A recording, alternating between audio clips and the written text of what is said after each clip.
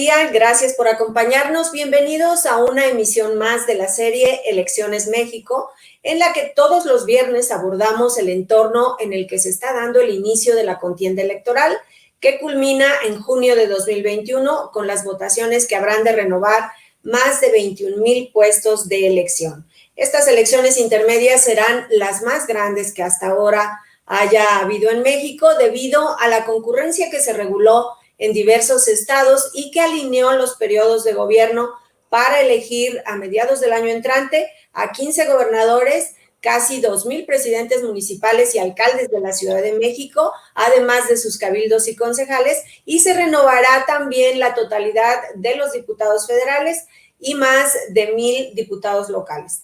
Nos acompaña esta mañana el doctor Santiago Nieto Castillo, titular de la Unidad de Inteligencia Financiera. Doctor, ¿cómo está? Muy buenos días. Gracias por compartir esta mañana. Buenos días, Nora, pero nos hablamos de tú, ¿no? Adelante, claro que sí, con todo gusto. Amigos del público, únanse a la conversación. Estamos transmitiendo también por Alcaldes TV a través de YouTube. Usen el hashtag Elecciones México y si tienen alguna duda, alguna pregunta para nuestro invitado, háganla llegar. Santiago Nieto, veíamos que la UIF tiene 16 años desde que se constituyó. ¿Qué ha cambiado en el espectro de este tipo de delitos en México desde entonces? Creo que es importante plantear que la UIF en México surge como una unidad administrativa adscrita a la Secretaría de Hacienda y Crédito Público. Dentro de, digamos, los modelos internacionales que tenemos de unidades de inteligencia financiera a nivel global, hay de tipo administrativo, hay de tipo policial, adscritas a las secretarías de seguridad, hay de tipo también judicial, mal llamado judicial, que en realidad debería ser ministerial, que son adscritas a las fiscalías generales de los países, y finalmente hay UIF híbridas, que toman cualquiera de estos elementos.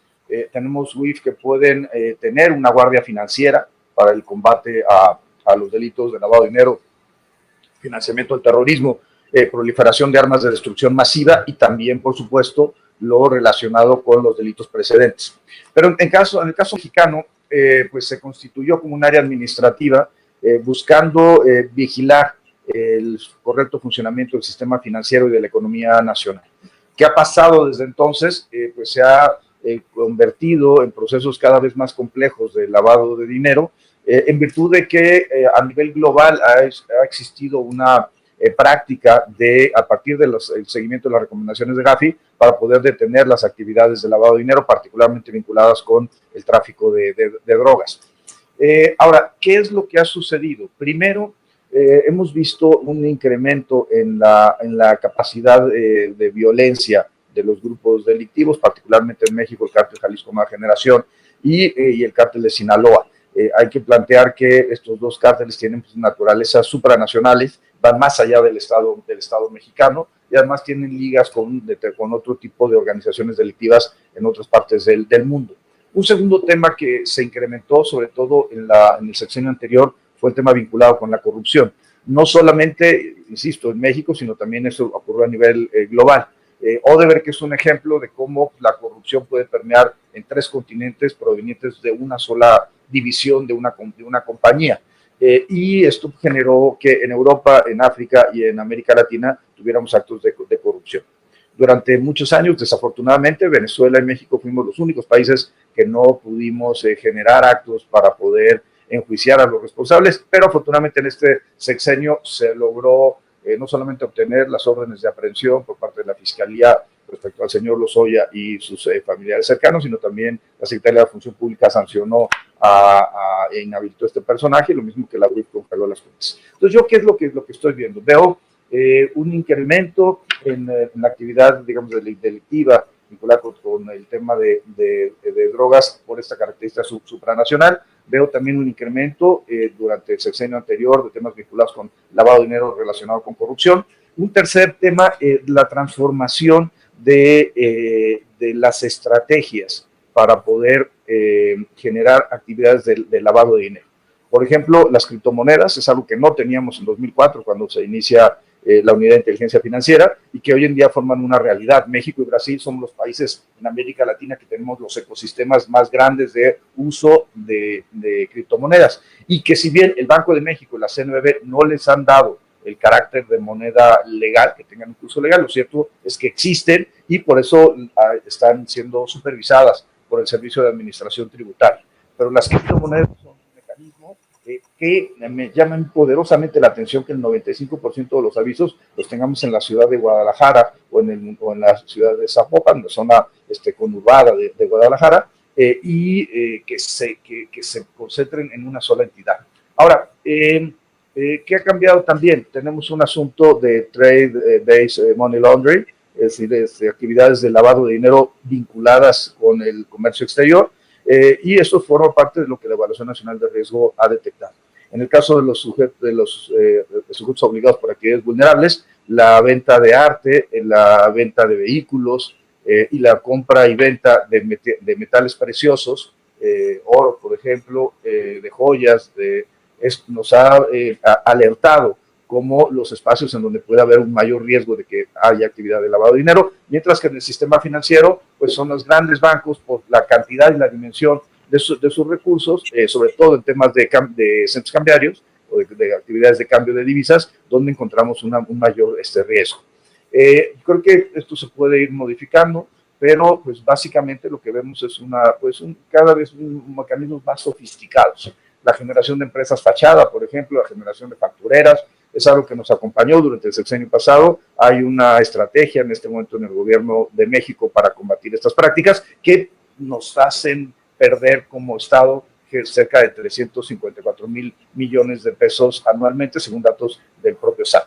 Creo que tenemos dos diagnósticos claros: el informe de evaluación mutua que nos presenta Gafi, y por otro lado nuestra evaluación nacional de riesgo 2019-2020, que nos permiten generar una estrategia nacional antilavado a partir de ahora, en donde nos tenemos que relacionar con la impartición de justicia, con la procuración de justicia, con la supervisión del SAT y de la CNBV para atacar a los grupos delictivos. Tal como fue creada hace 16 años, ¿deberían fortalecerse esas capacidades o actualizarse acorde a la nueva realidad del delito en México? Sí, por supuesto. Yo creo que es muy importante que se puedan aprobar una serie de reformas que se encuentran pendientes. El día de ayer el Senado de la República avaló modificaciones a la Ley de Instituciones de Crédito, que tiene que irse en este momento a la Cámara de Diputados para su eventual aprobación. Esto permitirá tener un procedimiento de congelamiento de cuentas a nivel legal, y también la posibilidad de que exista una garantía de audiencia. Creemos que esto es un paso fundamental para cumplir con las recomendaciones 4 y 38 del Grupo de Acción Financiera Internacional, que obligan a que existan mecanismos de congelamiento de cuentas que sean lo más inmediatos y efectivos posibles. ¿Cómo va este paquete de reformas, el segundo paquete de reformas? ¿Va a estar listo para la fecha que se requiere, el 18 de diciembre? Bueno, lo he conversado con los líderes parlamentarios, con el senador Osorio Chong, con el senador Mauricio Curi, con el senador Eduardo Ramírez y con el senador Ricardo Monreal. Se encuentra en este momento convocado por el Senado de la República el día de ayer, una reunión de la Comisión de Justicia, y la idea es que venga un parlamento abierto la próxima semana para discutir los alcances de la ley, y en todo caso que la Comisión de Justicia presente el dictamen ante el Pleno del Senado de la República, y de ahí que se vaya a la Cámara de Diputados. Yo creo que hay oportunidad de hacerlo. Creo que también hay voluntad política por parte de todos los actores que he mencionado, en razón de que no es un asunto de una reforma para una persona, no es una reforma para una institución, no es una reforma para un partido político, es una reforma para cumplir con obligaciones internacionales del Estado mexicano. ¿En qué consistiría este blindaje para evitar la presencia del narcotráfico en las campañas, el lavado de dinero, el desvío de recursos públicos? ¿En qué consistiría esta colaboración? Bueno, ese es un gran tema. Como lo menciona tu cápsula, con el doctor Lorenzo Córdoba, el consejero presidente del INE, firmé un convenio de colaboración para efecto de acercar a nuestras instituciones, porque además así lo menciona la propia Ley General de Instituciones y Procedimientos Electorales de manera expresa desde el año 2014. Es un delito el hecho que se utilice fondos, bienes o servicios de carácter estatal o de carácter municipal, o incluso del Congreso, los módulos de atención las camionetas, los celulares, el equipo de trabajo de un funcionario público, para desviarlo y desviar su atención hacia procesos electorales. Creo que es algo que tenemos que pensar con absoluta tranquilidad, y yo soy de la idea de que pues, las personas se tendrían que separar del cargo, como ha sido propuesto recientemente por el Instituto Nacional Electoral. Ahora, ¿qué hemos hecho con la firma de ese convenio de colaboración? Poder primero revisar a las empresas que son contratadas por los partidos políticos. El INE tiene un padrón de proveedores, y de hecho el que se contrate a una persona que no forma parte del padrón de proveedores, eso ya implica una responsabilidad de naturaleza administrativa y penal. Pero también hay una responsabilidad administrativa que le tocará a la Secretaría de la Función Pública revisar si son servidores públicos. Hay una parte delictiva que incluso es un delito que amerita prisión preventiva oficiosa en el condicionamiento de programas sociales. Por tanto, es algo que tiene que desarrollar la Fiscalía Especializada, las fiscalías locales, y creo que tenemos que avanzar en eso, en entender que el sistema jurídico es un sistema, y que en términos de la coordinación interinstitucional es la mejor mecánica para poderle dar resultados a la ciudadanía mexicana. La intervención de la UIF o la colaboración de la UIF será siempre bajo petición del INE, ¿es correcto? Sí, creemos que es la mejor forma para poder colaborar, y creemos que para efecto de que no se piense que un área del Ejecutivo está interviniendo en procesos electorales. Ahora, lo que no podemos permitir, del otro lado, es que candidatos, gobiernos quieran financiar ilícitamente las campañas electorales, o que la delincuencia organizada esté entrando vía los comicios. Y eso es una actividad que nos ocupa a todos y forma parte del abanico de facultades con las que cuenta la Unidad de Inteligencia Financiera. ¿Qué registros existen, Santiago Nieto, de cuánto dinero sin declarar se maneja en las campañas políticas? Bueno, Luis Carlos Ugalde y María Amparo Casar manejan un dato que me parece relevante, y es que el Banco de México ha señalado que hasta 6 veces más hay flujo de efectivo en un estado cuando tiene campaña electoral que cuando no la tiene. Esto implica pues, una generación de recursos, un movimiento de recursos que en muchas ocasiones ni siquiera entran a tocar el sistema financiero, sino que se realizan y se ejecutan en efectivo. Pero bueno, yo creo que también lo muy importante que hay que decir aquí es que el INE tiene una capacidad de revisión importante en materia de fiscalización, y que la Unidad de Inteligencia Financiera pues, puede colaborar con el INE para efecto de verificar la procedencia lícita de los recursos. Se ha hecho público que no contenderás por la gubernatura de tu estado, de Querétaro. ¿Refrendas esa decisión? Sí, por supuesto. Lo platiqué con el presidente Andrés Manuel López Obrador. México es un sistema constitucional. La Unidad de Inteligencia Financiera pues, depende del Poder Ejecutivo, que encabeza el presidente de la República, y creemos que el combate a la corrupción y el combate a la delincuencia organizada en este momento son una prioridad. Como mencioné en su momento, creo que el presidente siempre ha antepuesto el interés general a los intereses personales, y yo haría lo propio.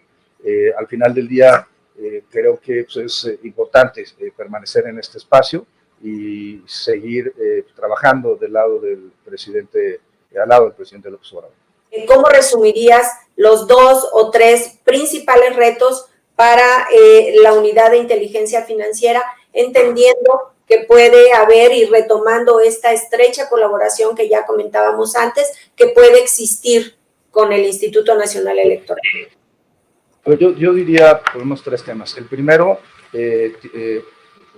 primer tema, es un reto para el INE, en donde nosotros estaremos colaborando, y es el combate a la violencia política de género, y sobre todo el fortalecimiento a los planteamientos de paridad. Yo aplaudí porque me parece absolutamente convincente y además acorde con la Constitución. El artículo 41 de la Constitución, fracción primera, dice que los partidos políticos postularán las candidaturas atendiendo al principio de paridad, y eso significa todas las candidaturas. Por supuesto, la del Ejecutivo Federal, el presidente de la República, es un solo cargo y ahí no puede haber paridad, pero si tenemos 32 gobernaturas, ahí pueden ser 16 y 16, y por tanto el principio de paridad debe prevalecer. 2, el tema relacionado con la reelección. Creo que es importante que no se utilicen los recursos públicos para financiar campañas electorales, porque esto además es un delito, y ahí nosotros tendremos también participación junto con la Fiscalía, en el momento que la Fiscalía así lo determine, y por supuesto con el Instituto Nacional Electoral. 3, el tema de fiscalización de los recursos, y esto atendiendo al convenio de colaboración y al mandato de la Ley General de Instituciones y Procedimientos Electorales y la Ley General de Partidos Políticos. Y finalmente, 4, yo creo que hay un tema central que es la innovación tecnológica. Dentro de este proceso de pandemia, creo que pues, las medidas sanitarias, como un reto para el Instituto Nacional Electoral, pero también la posibilidad de ir modificando los parámetros para tener elecciones que no se realicen con los mismos parámetros de hace 30 años. Creo que la innovación tecnológica nos ha permitido avanzar y creo que es importante que esto llegue también al ámbito de las elecciones. Pues muchísimas gracias, Santiago Nieto, por este enlace, por este tiempo. A nombre de Alcaldes de México, te agradezco tu participación en esta serie Elecciones México. Al contrario, muchísimas gracias y pues, estaremos en contacto. El próximo lunes nos acompañará un grupo de nuestros consejeros editoriales para abordar precisamente los retos político-electorales en medio de un contexto de pandemia. Estarán con nosotros Amalia García, exgobernadora del estado de Zacatecas, Arturo Sánchez, que también es decano de la Escuela de Gobierno del TEC de Monterrey y ex consejero del INE, y también estará Antonio Carranza, director general de OCA Reputación. Por hoy ha sido todo. Recuerde, si tiene que salir, cuídese y si puede, quédese en casa. Nos vemos el próximo lunes.